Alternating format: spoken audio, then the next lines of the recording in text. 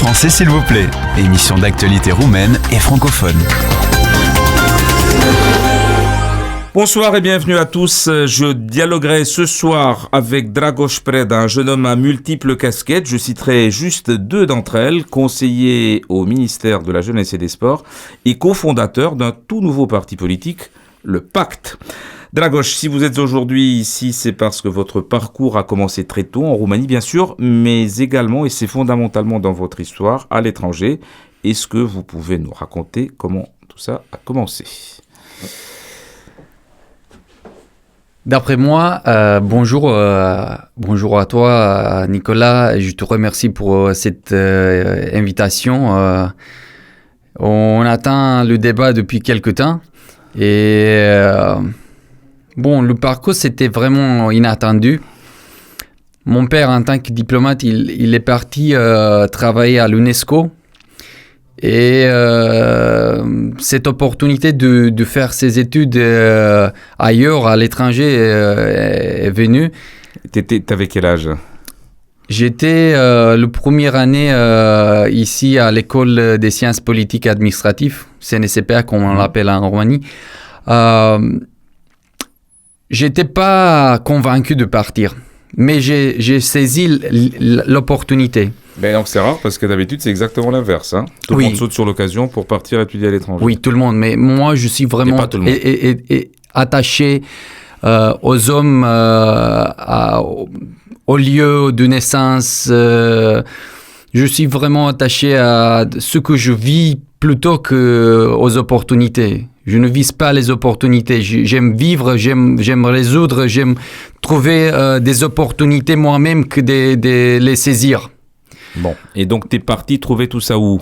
À l'étranger où ? Je suis parti, j'ai déposé mon dossier, j'étais accepté à Paris en Panthéon-Sorbonne. C'était très sympathique. Voilà. Paris 1, Paris 2 pour les... Paris 1. Panthéon-Sorbonne. UFR 11. Ça me fait très très plaisir, juste pour l'occasion de dire que je suis passé par là également. Donc tu le sais, toi, non mais tu le savais. Mais c'est juste pour me faire plaisir. Oui. Excusez-moi, mais ça fait très plaisir. Non, mais c'est... on fait la pub de son ancienne femme. C'est moi, parce que, en fait, ce qui se passe avec l'éducation, je l'ai réplié plusieurs fois, l'éducation en langue latine signifie cultiver, à se cultiver. En fait, ce qu'on apprend à communiquer à travers des expériences communes. Et ce que tu as fait maintenant, tu as créé vraiment une communication, pas une verbalisation, utiliser la logorée, mais plutôt vraiment communiquer à travers des expériences communes. À Paris 1 ? À Paris 1, j'ai fait le FR 11. FR 11, c'est sciences politiques. Et puis, j'ai continué, c'était, la limite entre l'ancien système à la française et le système de Bologne. Et j'ai fait licence maîtrise et puis tout est transformé et j'ai continué avec M1, M2 avec le master. Là, je te coupe un peu parce que moi, je suis totalement perdu. De mon temps, je ne savais pas ce qu'était le système de Bologne, donc je ne sais pas ce que c'est non plus maintenant. Et j'imagine que beaucoup de ceux qui nous écoutent ont des enfants. C'est un sujet qui les intéresse. C'est quoi ce système de Bologne ? Est-ce que tu peux préciser ? Avec le système de Bologne, on a essayé en fait d'harmoniser le système à travers les pays membres de l'Union européenne. Et on a créé ce système de 3 ans pour la fac, pour la faculté et pour le parcours universitaire, et puis les 2 ans pour le master. Et c'est une équivalence, tu peux te balader d'un pays à l'autre avec le diplôme, en gros c'est ça, les 3 ans et 2 ans ailleurs ? En gros oui, tu n'avais pas fait appel au fait que j'ai cofondé avec quelques amis à moi, parmi lesquels Sébastien Bourdouge, avec qui j'ai cofondé le parti dont tu as parlé. Attends, j'y arrive, je sais. Tu vas parler des étudiants. J'y arrive. Non, mais ce qui m'intéresse pour l'instant, ce qu'on a fait, on a réussi. Attends, laisse-moi 2 minutes, s'il te plaît. Dragoș, merci. Je précise la trame de l'interview. J'ai envie d'entendre ton expérience personnelle et après, on va arriver à ton action collective. Non, mais ce que je voulais dire, c'est juste qu'on a réussi avec le ministère de l'Éducation en Roumanie, on a réussi d'arriver à une certaine harmonisation des diplômes. Pour expliquer. Bon, et ce qui s'est passé avec Bologne, 3 ans et 2 ans pour le master. Avant, il y avait, par exemple, en France, des diplômes DUG, le DUG, diplôme études générales, et puis licence, maîtrise, DEA ou DESS en fonction de type de, on dit maintenant le master. Et la Roumanie est donc dans ce système-là maintenant. Oui. Bon, alors, tu as fini et tu as fondé la Ligue des étudiants roumains à l'étranger. Alors, on arrive à ton engagement collectif. Pourquoi? Combien étiez-vous? Pourquoi l'avoir fait une deuxième fois? Et qu'est-ce que ça veut dire encore aujourd'hui? Si tu peux nous donner des années, c'est encore mieux parce que j'aimerais bien que les gens comprennent une évolution. Le parcours et l'âge surtout, l'âge auquel les gens s'engagent. Oui. En fait, si on parle de l'âge de l'engagement, ça a commencé vraiment en 98. Donc, tu avais quel âge? J'étais dans la 11e en Roumanie, j'avais 16 ans. Oui, ça c'est l'équivalent français de la première. Oui, c'est vrai. En fait, à ce moment-là, il y avait le ministre de l'Éducation, était Monsieur Marga, André Marga. Oui, son Excellence également, bon, en tant qu'ambassadeur. Et ministre des Affaires étrangères. Également. Et il l'avait proposé, mais ce projet a disparu quelques années après, la création d'une sorte de parlement des élèves. Pas le parlement des jeunes qui était créé 5 ans plus tard par M. Voiculescu. C'est tout à fait... Des élèves, et ça c'était juste en Roumanie déjà. Juste en Roumanie. Le projet a commencé à Bucarest, et moi j'ai géré le 3e parti des élèves à ce moment-là. Il y a eu des élections au palais des enfants, des jeunes, près du parc Tineretului. Et ça a donné quoi? Ça servait à quoi ce Parlement des élèves? D'émanciper le débat et l'engagement des jeunes à travers leur expérience civique. À travers cette expérience civique en parallèle avec la formation au sein des lycées. On vous a écouté, vous les jeunes de l'époque? Il y a toute une autre histoire. Bon, et moi, j'étais un petit peu déçu et j'ai replié cet engagement en 2009. La Roumanie, en français s'il vous plaît. Avec Dragoș Preda, fondateur du pacte Jeunes étudiants roumains à Paris. Dragoș, j'aimerais bien qu'on arrive tout de suite à l'étape de la fondation de la Ligue parce que c'est là vraiment que ton parcours a démarré. Comment est-ce que tu as monté cette Ligue des étudiants roumains à l'étranger et pourquoi l'avoir fait encore une fois? Tout est commencé, moi chaque année, pendant les vacances, je revenais à la maison depuis Paris et il y avait des amis qui sont venus vers moi, comme Costin Eleftheriu et puis Sébastien Bourdeau. Ils m'ont dit, on pense créer cette ligue. C'était à la fin de 2008. Et au début de 2009, parce que moi, j'ai cru dans cette organisation dès le début, je me suis engagé 1000%. Mais c'est pourquoi faire? Pour réunir les Roumains qui... part pour étudier à l'étranger. Comme tu l'as déjà dit, beaucoup des jeunes Roumains, des jeunes générations pensent y aller à l'étranger pour trouver des opportunités. Pour rester en fait. Pour rester, oui. Pour être franc. Oui, c'est vrai. Et en fait, ce qui s'est passé, c'est qu'on a décidé de faire ça, mais avec 2 dimensions. D'un côté, promouvoir l'éducation à l'étranger, pour le développement personnel, pas seulement pour avoir un diplôme de haut niveau, mais également pour le développement personnel. C'est pour ça qu'on dit un vrai étudiant à l'étranger, c'est pas celui qui étudie en Erasmus en 6 mois, c'est celui qui reste au moins 1 année pour vraiment s'immerger dans la culture. Pour créer, comme on dit dans le psychosociologie, pour créer la 3e culture. La culture pont qui fait la liaison entre les 2 cultures, la vraie liaison entre les 2 cultures. Et alors, ta caractéristique et celle de tes camarades, c'est que cette 3e culture, vous voulez la ramener en Roumanie. Vous êtes de ceux qui militent pour le retour au pays. Alors, est-ce que ça marche, le retour au pays? On a fait pas mal de statistiques au sein de nos membres. On est arrivé de 1000 membres au début de la Ligue. Maintenant, on a 12 000 membres. Déjà, oui, après 7 ans. Depuis la création, et on a fait pas mal de statistiques. Les Roumains désirent rentrer à la maison. Il y a ce qu'on appelle en Roumanie, on ne trouve pas le synonyme dans d'autres langues, c'est dor. Dor, ça c'est merci, c'est totalement intraduisible. Nostalgie, chagrin. Oui, c'est ça. Enfin, il y a beaucoup de choses à dor, et battement de cœur, blues. Intraduisible, mais je pense que beaucoup de ceux qui nous écoutent, même s'ils ne sont pas roumains, savent ce qu'est le dor. C'est la liaison, la vraie liaison qu'on ne peut pas rompre avec le berceau, le lieu de naissance. Alors, maintenant, je vais commencer à être désagréable, comme d'habitude. Est-ce qu'on vous a bien accueilli ici? Parce que ce n'est pas forcément la règle. On n'en veut pas, toujours, de ces jeunes qui ont été étudier à l'étranger, qui se croient tout permis, qui ne sont pas très bien vus toujours, et qui, disons-le, dans les administrations notamment, mais aussi dans le privé, sont pas franchement accueillis. Je pèse mes mots là, je cherche un mot gentil pour dire qu'on n'en veut pas en fait. Accueillir les bras ouverts, c'est beaucoup dire. On n'en veut pas parce qu'on est jaloux et qu'on a peur qu'il perturbe le ronron habituel, pour ne pas dire plus. Il y avait une vieille anecdote avec un cheikh et son émir qui ont envoyé des jeunes gens à l'étranger pour étudier dans les grandes écoles. Et de retour, ils essayent de les engager, chacun à son poste.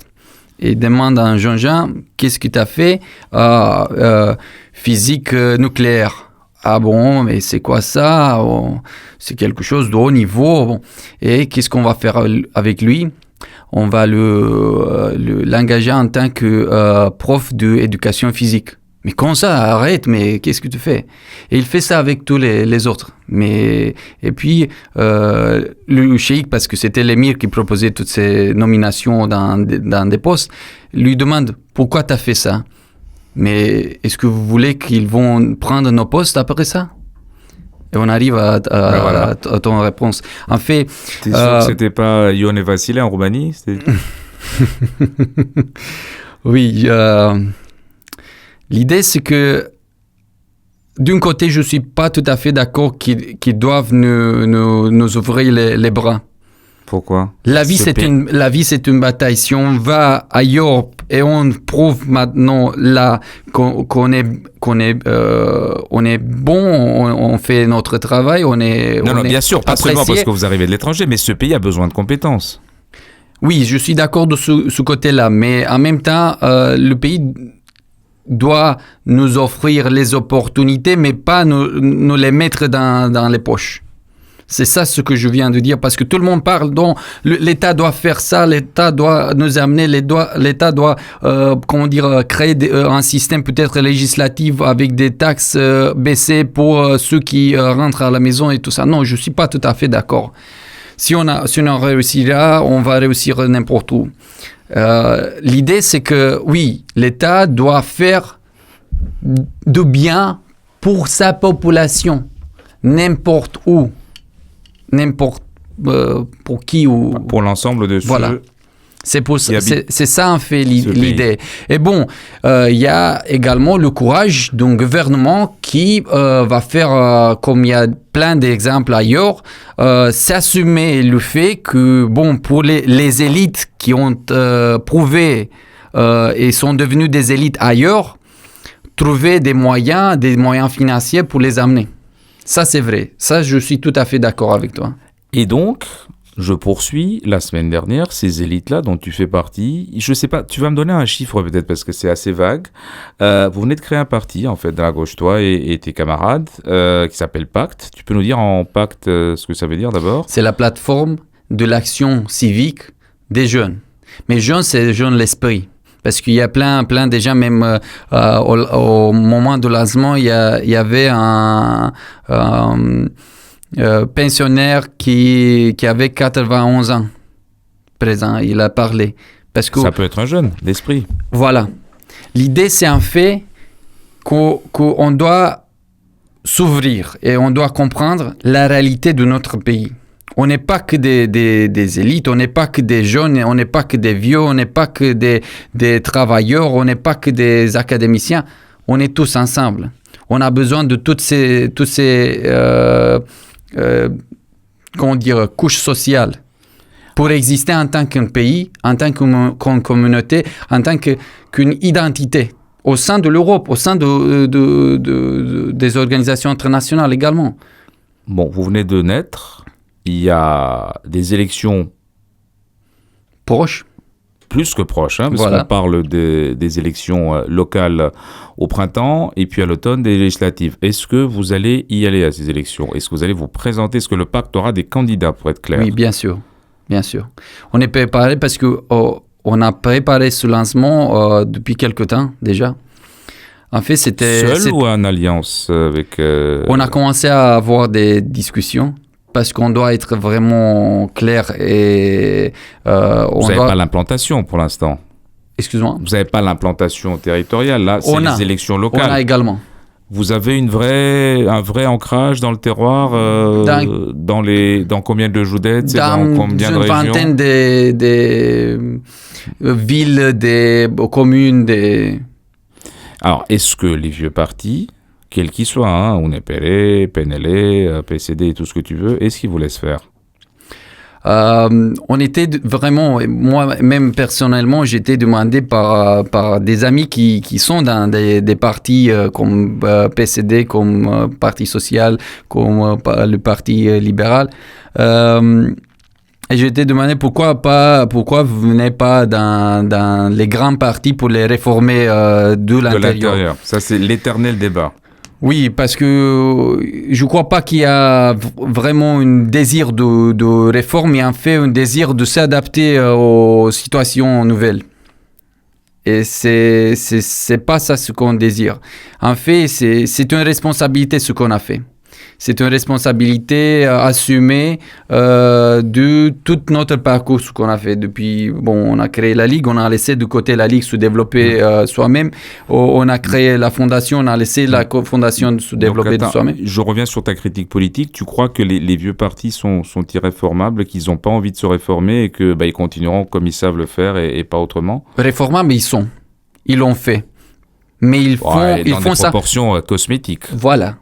Mais ils font ça parce que en fait, c'est un principe, moi je tiens beaucoup à ça, c'est un principe de la physique. Ils sont si lourds qu'ils bougent vraiment très très... Oui, c'est comme des paquebots en eau de mer, voilà. Absolument. Et ça c'est clair, ça c'est naturel. Et je comprends bien, mais l'État a besoin vraiment de changement. Et il y a des solutions vraiment simples. Il y a des solutions simples du point de vue de l'acquisition, l'acquis des ressources financières, humaines. Voilà. Qu'est-ce qui vous différencie des autres programmes? Je sais, en deux mots, votre programme, en sachant que vous avez une envie de changer la loi, notamment sur les députés et également sur les financements des partis. En fait, notre action civile, c'était, parce que tu as bien mentionné, c'était une proposition qui s'appelle I-74. En fait, c'est l'article... Le I d'un piqué... Initiative. Oui, mais c'est écrit piqué d'après une célèbre marque de smartphone. C'est vrai. C'est la mode. Oui. On a travaillé marketing politique. Voilà, on a travaillé même pour le lancement, on a travaillé avec des experts qui ont travaillé avec les fabricants de ces fameux smartphones. Non, mais dans les élections américaines. D'accord, des conseillers, ça c'est à la mode aussi. Oui. Ça, les vieux partis font ça aussi avec les conseillers américains ou autres. Des conseillers comme ceux qui Vous avez les meilleurs. Je ne crois pas s'ils sont vraiment les meilleurs. Mais... Et les Français ou des francophones, non? Plutôt du point de vue d'amitié. Tu peux dire non. Mais oui, non. Plutôt c'était furent des discussions d'amitié. Des conseils amicaux. Voilà, conseils amicaux. Qu'est-ce qui vous différencie des vieux partis, on va les appeler comme ça, d'un point de vue du programme essentiel, là, en deux mots? L'idée avec l'initiative 74, c'est lié à l'article 74 de la Constitution et c'est l'initiative législative et le point B, c'est l'initiative des citoyens. Donc, qu'est-ce que vous voulez changer? On veut vraiment créer une transparence dans le Parlement une transparence de vote parce que il y a ceux qui sont votés par les citoyens, on ne sait pas ce qu'ils votent. On ne sait pas combien ils restent là, même s'ils votent même leur salaire et tout ça. On doit créer vraiment cette liaison entre le citoyen et un vote l'élu, transparent au Parlement avec la main levée, avec tel monsieur a mis tel bulletin dans l'urne à tel moment. À peu près. Il y a des systèmes qui existent maintenant. À travers les technologies modernes. Et on a par exemple... Déjà, il faudra peut-être commencer par le vote à l'étranger, par correspondance. Voilà, mais on a travaillé sur ce sujet-là également. Il y a par exemple en Grande-Bretagne le Citizens Act, à travers lequel c'est une sorte de KPI, une sorte d'évaluation de la fonction publique par les citoyens. Bon, on arrive à notre programme. On touche en fait les principaux, les principales en fait directions d'un pays. L'éducation, on a rédigé un programme à ce sujet-là qui travaille l'éducation dès le début, les premières classes, et puis on arrive au marché du travail parce que c'est l'impact de l'éducation sur le marché du travail. Et seulement le Bloc national syndical, ils ont fait une analyse et il y a beaucoup de domaines en Roumanie, dont 60% de la curricule qui vise ce domaine ne touche plus le marché du travail. Et c'est vraiment, ça signifie qu'on crée des chômeurs. Il y a également l'administration, la réforme de l'administration. On part des solutions, mais on n'arrive pas au développement comme on l'appelait dans les années 80, New Public Management. Ça existait en Europe. Ça a créé la décentralisation et la déconcentration en France. Et la France peut apporter pas mal à ce sujet-là. J'ai même dit pendant que j'ai fait mes études à l'ENA et j'ai travaillé à la mairie de Paris, il y avait les rencontres de coopération décentralisée entre la Roumanie et la France. Et c'était vraiment intéressant pour employer le savoir-faire à la française pour le développement du système décentralisé en Roumanie. Bucarest, en français s'il vous plaît. Avec Dragoș Preda, l'un des cofondateurs du Pacte, le tout jeune parti politique, non pas seulement des jeunes, mais de toute une nouvelle tranche de la population. Ce que tu nous expliquais, Dragoș, je vais très rapide. On a encore une petite dizaine de minutes. Vous étiez dans la rue là en novembre lorsque tout le monde est sorti pour X raisons pour demander la chute du gouvernement Ponta. Non, j'étais pas dans les... Non, pas dans vous les jeunes, vous pas toi directement, parce que là... Mes collègues, oui. En fait, dès le début, dès la création de la Ligue, on a dit le comité directoire... Je répète, c'est la Ligue des étudiants roumains à l'étranger. On a dit 12 000 personnes. Voilà. Le comité directoire ne doit faire partie d'une partie, ne doit faire pas la politique, mais en fait, les membres sont libres de faire ce qu'ils veulent. Okay. Voilà. Deuxième question, est-ce que au niveau du comité directeur Ligue Pacte, est-ce que vous trouvez un dialogue avec le nouveau gouvernement Cioloș? Technocrate ou pas, ça on s'en fout, apolitique ou pas, sont des termes déguisés pour pas que c'est un gouvernement politique et c'est normal qu'il en soit ainsi. Est-ce que vous dialoguez? Est-ce que c'est un partenaire possible pour vous? Je pense que l'actuel gouvernement, c'est un partenaire en général. Et pour reprendre ta question... L'actuel ou quel que soit le gouvernement en soi, parce que la démarche normale est celle-ci. Je disais qu'on s'en fiche tout à l'heure, c'est effectivement le rôle d'un parti, c'est de dialoguer avec les pouvoirs publics. Et c'est le rôle également des institutions publiques. Absolument. Et même de l'opposition. Voilà. Même. Alors, mais est-ce que ça vous paraît un partenaire d'avenir, si tu veux, de dialogue pour vous? Pour répondre... Justement, parce que c'est un parti, c'est un gouvernement qui ne s'est pas engagé politiquement encore. Pour clairement. Répondre, quelques jours avant la naissance officielle du parti, on a eu, et les médias on a créé vraiment un débat à ce sujet-là, on a eu un rendez-vous au siège du gouvernement avec le Premier ministre Cioloș. Et on lui a même parlé... Un ancien jeune étudiant roumain à l'étranger. Voilà. En France. Voilà. En France, en plus, oui. En plus. Oui. Et on a discuté avec lui. Il nous a félicité parce que c'est vraiment un engagement responsable et deux responsabilités. Mais il nous a précisé qu'il a pris une décision et il aimerait qu'on parle de ça directement avec les médias. Il a fait dès son engagement la précision qu'il ne va pas faire partie d'une alliance ou d'une partie. Oui, ça c'est sûr, mais personne n'est naïf. Et après parce que peut-être qu'il y a une demande. Oui, mais non. Il y a un couloir politique, peut-être. Ce qu'on a parlé avec, sens du terme. Ce qu'on a parlé avec lui, c'était vraiment, il a vraiment tenu à nous préciser cet élément-là. Mais il l'a fait publiquement pas à la télé. Hein, donc même si les médias ont dit, ils vont se rencontrer avec les jeunes, il va se rencontrer avec les jeunes, c'est ça ce qui était écrit à ce moment-là dans les médias, parce que le Premier ministre va lancer son propre parti. Mais c'était pas cela le cas. Il a précisé l'une des obsessions roumaines. Oui, voilà. Dragoș, j'ai 3 petites questions rituelles à la fin, mais juste avant, tu verras, tu vas me répondre très spontanément, mais juste avant, j'aimerais que tu te mettes à la pêche aux voix, là, tout de suite. Qu'est-ce que, pour ceux qui nous écoutent, pour qu'ils comprennent, parce que qu'est-ce que tu dirais à un jeune Roumain qui d'habitude fuit l'engagement politique? Il dit ça sert à rien, et il y en a très peu qui ont un réel, même pas politique, mais sociétal. Ils n'y croient plus. Ils n'y croient plus et ils y vont plus. Alors, comment les faire venir à la politique, alors, au sens grec du terme d'abord, que j'aime beaucoup, les affaires de la cité?